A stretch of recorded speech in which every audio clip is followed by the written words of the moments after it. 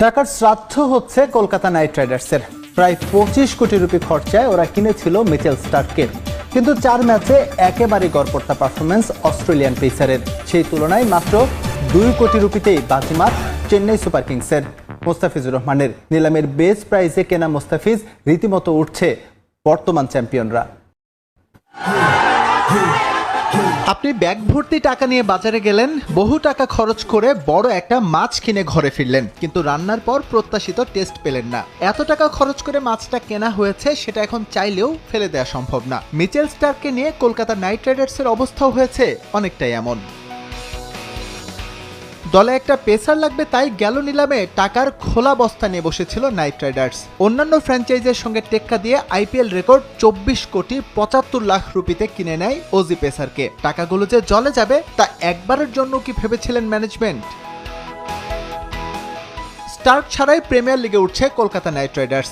4 ম্যাচের 3টিতেই জয় তুলে নিয়েছে শ্রেয়াস আইয়ারের দল। প্রথম 2 ম্যাচে ওজি পেসারের পারফরমেন্স ছিল একেবারে ধূসর। কোনো উইকেট ছাড়াই পূর্ণ কোটায় বল করে তিনি দিয়েছিলেন 100 রান। পরের ম্যাচে 25 রান খরচায় 2 উইকেট পেলেও চেন্নাই সুপার কিংসের বিপক্ষে ছিলেন ফ্লপ। সেই তুলনায় 2 কোটির মুস্তাফিজ ছিলেন অনন্য। দিল্লি ক্যাপিটালস ছেড়ে দেওয়ার পর একেবারে সস্তায় মোস্তাফিজকে বাগিয়ে নিয়েছিল চেন্নাই সুপার কিংস। 2 কোটির বেস প্রাইজে তার কাছ থেকে যে সার্ভিস পাচ্ছে ধোনির দল, তাতে নিশ্চিত কপাল চাপড়াচ্ছে অন্য ফ্র্যাঞ্চাইজগুলো। দিল্লিতে নরখিয়া যে পরিমাণে খরচে, তাতে কি আফসোসটাই না হচ্ছে ওদের। এবারের আসরে 4 ম্যাচ খেলেই পার্পেল ক্যাপ হোল্ড করছেন মোস্তাফিজ। টুর্নামেন্ট সর্বোচ্চ 9 উইকেট তার দখলে। ইকোনমি রেটটাও সমীহ যোগাবে। তার ভেলকিতে ম্যাচ জয় করে চলেছে চেন্নাই। এত কৃতিত্ব যার, সে কেন বিকবে মাত্র 2 কোটিতে? শুধুমাত্র বড় দেশের ক্রিকেটার হওয়ার কারণেই মিচেল স্টার্কের মতো বহু দামে কেনা স্বাদহীন মাছগুলোর পেছনে টাকার শ্রাদ্ধ করে যাবে ফ্র্যাঞ্চাইজগুলো। পানির দামে মুক্ত কিনেছে চেন্নাই সুপার কিংস। বাকি সব ফ্র্যাঞ্চাইজি যখন নিলামে টাকার বন্যা বসিয়েছে, তখন চেন্নাই খেলোয়াড় কিনেছে বেছে বুঝে। আর সেই খেলোয়াড়রাই করছেন বাজিমাত। অল্প দামে কেনার পর তাচ্ছিল্য করা খেলোয়াড়গুলোই এখন আইপিএল এর সুপারস্টার। ফিজ আর রবীন্দ্রার পারফরমেন্সে রীতিমতো উঠছে বর্তমান চ্যাম্পিয়নরা। অথচ এই 2 ক্রিকেটারকে কেনা হয়েছে নামমাত্র মূল্যে। কম দামি ফিজ, রবীন্দ্রার বেশি দামি পারফরমেন্সের বাকি গল্পটা রিপোর্ট। ফ্র্যাঞ্চাইজি ক্রিকেটের সবচেয়ে বড় আসর ভারতের ইন্ডিয়ান প্রিমিয়ার লিগ, আর সেই লিগের সেরা দল চেন্নাই সুপার কিংস। মাঠের খেলা হোক কিংবা মাঠের বাইরে, সব জায়গাতেই 8-10টা ফ্র্যাঞ্চাইজি থেকে ভিন্ন চেন্নাই। সাফল্যের বিচারে আইপিএলের সেরা যে চেন্নাই, এই নিয়ে কোনো দ্বিমত থাকার কথা নয়। কেননা 14 বার অংশ নেওয়া চেন্নাই ফাইনালে খেলেছে 10 বার। এই একটা পরিসংখ্যানই যথেষ্ট চেন্নাইয়ের সাফল্য বুঝিয়ে দেওয়ার জন্য। মাঠে যেমন চেন্নাই এত সফল, তেমনি নিলামের ময়দানেও তাদের পাশার চালের জবাব থাকে না কারো কাছে। এবারে নিলামে যখন টাকার মিছিল করেছে বাকি সব ফ্র্যাঞ্চাইজি, তখন চেন্নাই খরচ করেছে নিজেদের প্রয়োজন অনুযায়ী। মুস্তাফিজকে যখন কোনো ফ্র্যাঞ্চাইজি দলে ফেরানোর কথা চিন্তাই করেনি, তখন তার উপর আস্থা রেখেছে চেন্নাই। মাত্র 2 কোটি ভারতীয় রুপিতে দলে ভিড়িয়েছে ফিজকে। শুধু ফিজ না, রবীন্দ্রার মতো ক্রিকেটারকেও পানির দামে কিনেছে চেন্নাই। মাত্র 50 লাখ বেস প্রাইজে থাকা প্রাচীন চেন্নাইয়ের রাডারে ছিল শুরু থেকেই। তাই প্রথম বিটটা করে ধোনিরই দল। দিল্লি 1 কোটির আগেই নিলাম থেকে নাম তুলে নেয়। এরপর পাঞ্জাব শুধু দামটাই বাড়িয়েছে, তবে সেটাও আবার পার হয়নি 2 কোটির কোটা। 1 কোটি 80 লাখ ভারতীয় রুপি দিয়ে তাকে দলে ফেরায় চেন্নাই। অথচ প্রথম ম্যাচে এই 2 ক্রিকেটারের কারোরই খেলার কথা ছিল না। কেননা ওপেনিংয়ে ডেভন কনওয়ে যে হবেন চেন্নাইয়ের তুরুপের তার, সেটা সবাই ভেবে নিয়েছিল। আর পেস বোলিংয়ে পাথিরানা গত আসরে যে পারফর্ম করেছেন, তাতে তার দলে না থাকার কোনো কারণই নেই। কিন্তু দুজনেই নিজ নিজ দেশের জার্সিতে খেলতে নেমে পড়েন ইনজুরিতে। পাথিরানার অবশ্য ছোট ইনজুরি হলেও কনওয়ে ফেসে গেছে বড় ইনজুরিতে। বেশ কিছু সময়ের জন্য ছিটকে গেছেন এই কি ব্যাটার। দলের প্রাণ ভোমরাদের ইনজুরি আর সব দলকে বিচলিত করলেও চেন্নাই এই ব্যাপারে ছিল নির্বিকার। ফিজ আর রবীন্দ্রার উপরই ভরসা রাখে তারা। আর দলের আস্থার প্রতিদান বেশ ভালো মতোই দিয়েছেন এই 2 তারকা। বেঙ্গালুরুর বিপক্ষে দুর্দান্ত বোলিংয়ে ফিজ হয়েছেন ম্যাচ সেরা। ফিজের ডেথ বোলিং যে কতটা ভয়ঙ্কর হতে পারে চিপাকের মাঠে, সেটাই যেন পরের ম্যাচে গুজরাটের বিপক্ষে দেখেছে দর্শকরা। প্রথম ম্যাচে 4 উইকেট পাওয়া কাটার মাস্টার দ্বিতীয় ম্যাচে নিয়েছে 2 উইকেট। আইপিএলে আসরে সর্বোচ্চ উইকেট শিকারীর তালিকায় ফিজ আছেন 1 নম্বরে। রবীন্দ্রাও ব্যাট হাতে দেখিয়েছেন চমক। 2 ম্যাচেই তার ঝড়ো ব্যাটিং দিয়ে শুরু হয়েছে চেন্নাইয়ের ইনিংস। শুরুতেই বোলারদের উপর চড়াও হয়ে পরে ব্যাটারদের জন্য কাজটা আরো সহজ করেছেন রচিন। 2 ম্যাচে 83 রান করা রবীন্দ্র ব্যাট করেছেন প্রায় 240 স্ট্রাইক রেটে। শুধু ব্যাট হাতেই না, ফিল্ডিংয়েও দারুণ করেছেন এই কিউই ক্রিকেটার। ইতিমধ্যেই নিয়ে ফেলেছেন 5টি ক্যাচ, যেখানে 4টি আবার ফিজের বলে।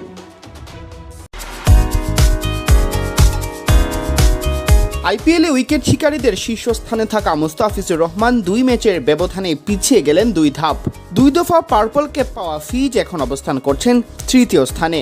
তাকে ছাড়িয়ে গেছেন ভারতের 2 তারকা জাসপ্রীত বুমরাহ ও যুজবেন্দ্র চাহাল।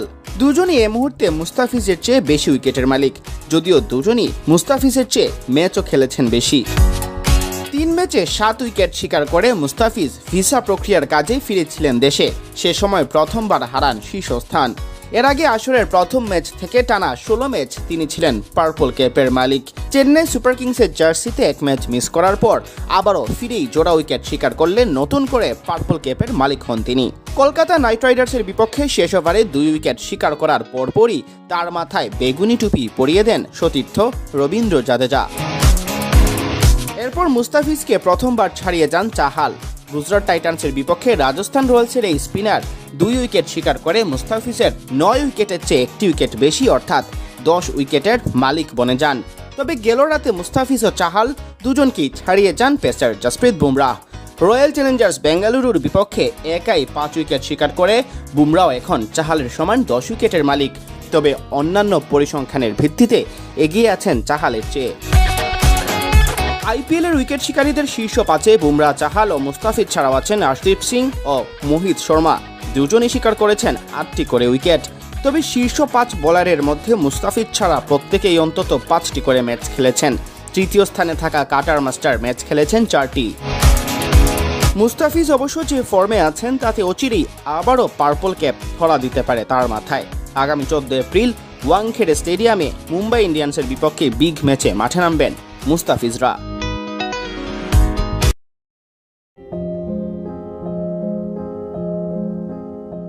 আমি একলা পথের পথিক, পথে হাঁটছি একা, যেদিকে তাকাই শুধুই মরুভূমি, কেউ বাড়িয়ে দেয়নি সাহায্যের হাতটা। চলতি আইপিএলে মরুভূমির সেই মরীচিকায় যেন আটকে গেছেন মুম্বাই কাপ্তান হার্দিক পান্ডিয়া। টিম ম্যানেজমেন্টের নেয়া এক সিদ্ধান্ত যাকে ফেলে দিয়েছে মৃত্যুপুরীতে। মাঠে এখন তার নামটা ভেসে আসে মানুষের দুয়োধ্বনিতে।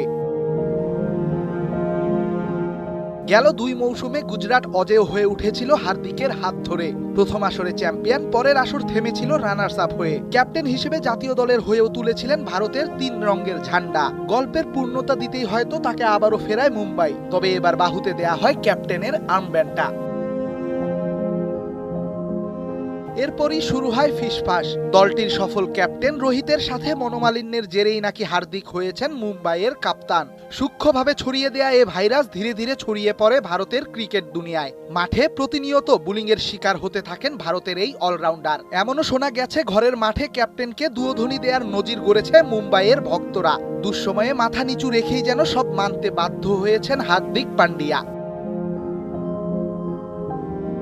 একলা চলো নীতিতেই করে গেছেন নিজের লড়াই। তবে যে সাহস দেখায়নি কেউ, সেটাই যেন এবার করে দেখালেন বিরাট কোহলি। মাঠে সতীর্থের দিকে ছুটে আসা তীর থামাতে দাঁড়িয়ে পড়েছেন সামনে। ইশারায় যেন বোঝাতে চেয়েছেন অনেক হয়েছে, এবার থামো, এই ছেলেটা তো ভারতের জন্যই ক্রিকেট খেলে।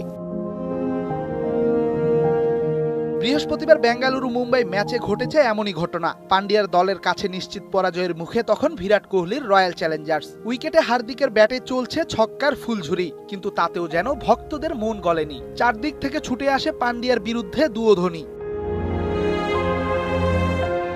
তখনই বড় ভাই কোহলি এসে দাঁড়িয়েছেন হার্দিকের পাশে। হাতের ইশারায় থামতে বলেছেন দর্শকদের। দুয়োধ্বনি বন্ধ করে পাশে থাকার আহ্বান জানিয়েছেন সবাইকে।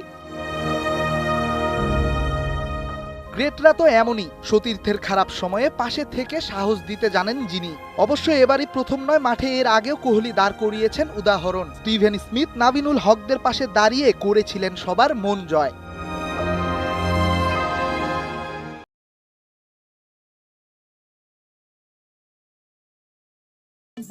তামিম ইকবালের বিশ্বকাপ থেকে নাম প্রত্যাহারের একটা আভাস আগে থেকে থাকলেও পেছনে অন্য কোনো কারণ আছে কিনা তা নিশ্চিত নন বোর্ডের শীর্ষ অভিভাবক।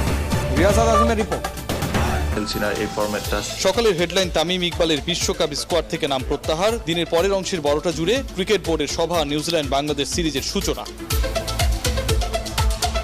ব্ল্যাকক্যাপদের বিপক্ষে বাংলার মাঠের জয়ের দিন মোটামুটি চূড়ান্ত হয়েছে ক্রিকেট বোর্ড নির্বাচনের লাইন আপ। অক্টোবরের বিশ্বকাপ টি-20-র আগেই বোর্ড নির্বাচনের নীতিগত সিদ্ধান্ত হয়েছে। প্যানেল কেন্দ্রিক সমীকরণ থেকে বেরিয়ে সবার জন্য মাঠ উন্মুক্ত রাখতে চান বিসিবি বস। বাংলাদেশে ক্রিকেট ফিরলেও টি-20-তে ফেরেননি তামিম ইকবাল।